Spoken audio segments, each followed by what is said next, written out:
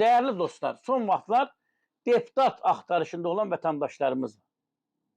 Ağcabədidən yazırlar, Lerişdən yazıblar, Yevlaxdan yazıblar, Cəllabaddan, Astaradan, Masallıdan. Qardaş, dünən bir xanım zəng eləyib, Ağcabədidən deyir Elnur Şükürov, bizim deputatımız kimdir? Sözün əsl mənasında mən də bilmirəm. Ağcabədinin deputatı kimdir? Tərtəri bilirəm ki, Sahib Aliyev olmalıydı. 2020-ci ildə elə dairələrdən oldu ki, elə kəndləri oldu, elə rayonları oldu. Vətəndaşlar deputatları qovdular. Rəsmən qovdular. Amma bütün bunlara baxmayaraq, vətəndaşların qovmasına baxmayaraq, sonradan həmən deputatların əksəriyyəti parlamentdə təmsil olundu. Əksəriyyəti əyləşdi o kürsüdə. İndi yaxşı, siz inadınızdan əl çəkmədiniz. Siz dediniz ki, biz seçicinin acığına belə olsa orada oturacaq. İndi oturmuşsan da qardaş. Səni axtarır. Ağcabədinin deputatı, vətəndaşlar səni axtarır. Səni axtarır Lerikin deputatı İqbal Məmmədov, səhv etmirəmsə. Səni axtarırlar. Yazıblar. Presoro, Cəngəmuran, Vizyozemin, Lerikin Ləman kəndindən. Axtarırlar səni. Get, seçicilərlə görüş. Bizim də Cəllabaddan da yazıblar.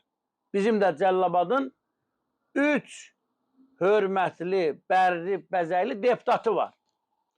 Onların da o vətəndaş qəbulu o qədər möhtəşəm və gözəl keçir ki, nə vaxt gedirlər, nə vaxt gəlirlər, harda görüşürlər, kim bu görüşü təşkil eləyir? Deputat deyə ki, deputatsa nəsə? Səni vətəndaş axtarır. Get, vətəndaşlarla görüş. Xüsusən də bizim bu Cəllabaddan təmsil olunan deputatlar. Elman Nəsirov yenə hərdən bir görsənir. Nələrdənsə danışır.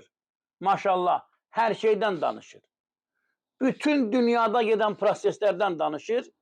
Hərdən parlamentdə de idi öldür, haqqını yemə. Vətəndaşlardan da danışıb. Malik Həsənov. Malik Həsənov 20 ilə yaxındır ki, deputatdır. Vallahi bilmirəm, deyəsən o 20 ildə bir 3 dəfə səhv etmirəmsə vətəndaş problemindən danışıb. Bəs bu Fəzali İbrahimli hardadır? Fəzali İbrahimlə danışan kimi 50 adam zəng edir. Ay Elnur müəllim ağsaqqaldır, ay Elnur müəllim professordur, ay Elnur müəllim akademikdir.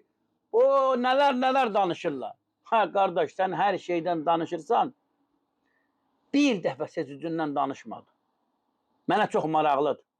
Fəzali İbrahimlini görən varsa xahiş edirəm, göndərin mənə.